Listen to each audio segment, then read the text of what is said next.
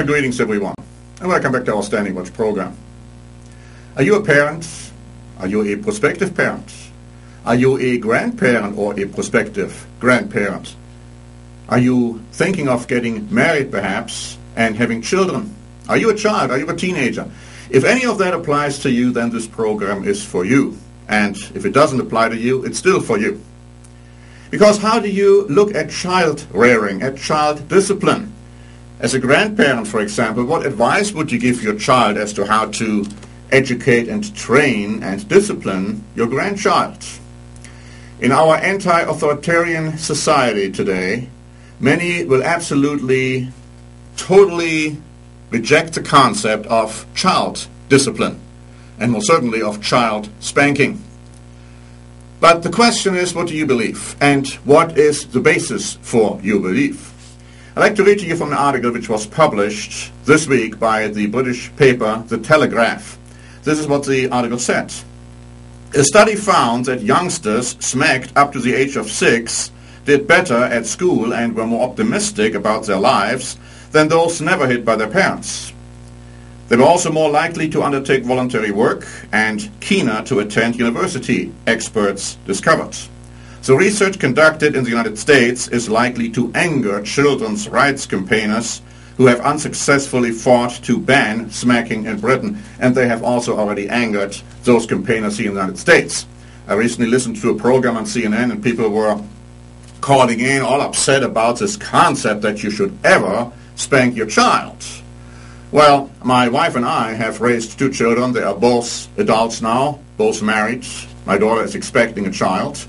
We have at times spanked our children, not very often, however, and only in a proper way, but there were times where you had to do it. And the key is that the children understood that we didn't believe that spanking is always wrong under any circumstance.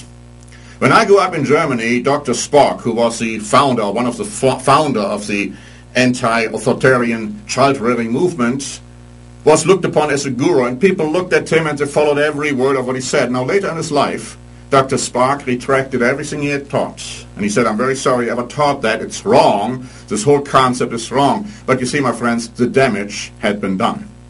The article in the Telegraph goes on to say, teenagers who had been hit by their parents from age 7 to 11 were also found to be more successful at school than those not smacked, but fared less well on some negative measures. In other words, they were not involved in gangs, they were not involved in drugs, they were not involved in many cases in smoking or excessive alcohol, etc., etc. The key, my friends, is to consider what God has to say. Now, I understand in our God-defying anti-biblical society today, it's not very popular to speak about what the Bible has to say on certain things, and most certainly, if the Bible advocates spanking, we don't want to hear that, do we? We have prepared a booklet. It's titled, The Keys to Happy Marriages and Families. The Keys to Happy Marriages and Families. You owe it to yourself to read this booklet. It's free of charge. If you want to have a hard copy, just write us an email. It's also posted on the website, standingwatch.org, and you can read it there. But if you are a parent, a prospective parent, if you belong to any of the categories I listed earlier in the program, you owe it to yourself to read it. If you have read it again. Study it. Listen to what the Bible has to say about these things. I like to quote a little bit from this booklet to give you an idea as to what we are covering and how we are covering it and how we are applying the biblical demands as to how to rear our children. We say there is nothing biblically wrong with punishing a child if the child behaves wrongly and deserves punishment. The punishment must never be excessive, however, but it must be administered in a consequent fashion as corresponding to and fitting the infraction. We read that Christ rebukes and chastens everyone whom he loves. He does it because he loves us. So we as parents must do it because we love our children. But even then, we must never forget to be merciful and forgiving, which actually is part of love. Christ chose at times not to inflict a certain punishment on people who had sinned. So it has to be done in balance. It has to be done in the proper way. We go on to say in this booklet, there is never a justification for physical abuse. On the other hand, to totally ban spanking and define it as physical abuse only shows how liberal and anti-biblical our Western society has become. And here also a word of caution. In some countries, spanking is illegal. In the United States, it's not illegal, but the government looks with disfavor on it. And if you spank your child to the extent that it has bruises, you run the danger that the social government is coming in and is taking away your child from you, and you are being charged with child abuse. So be very, very careful and alert as to what you're doing. At the same time, you have to make a decision as to whom you want to obey. We go on to say in this booklet, note what the Bible clearly teaches in regard to corporal punishment. In Proverbs 13 and verse 24, he who spares his rod hates his son, but he who loves him disciplines him promptly or early. We go on to say, since using the rod is compared with prompt or early discipline, it is clear that this passage includes the concept of spanking where and when appropriate. The spanking needs to be done early in the life of the child. We discipline our children because we love them. If we discipline our children for any other reason or because of any other motive, we do not follow God's instruction. Spanking should never cause physical injury to a child. The intent is to break a rebellious spirit, not to bruise skin. But some say, oh, you don't want to break the spirit of a child. I've heard that. Oh, you don't want to do that. That's a violation of the child's right. What nonsense. What foolishness. What short-sightedness.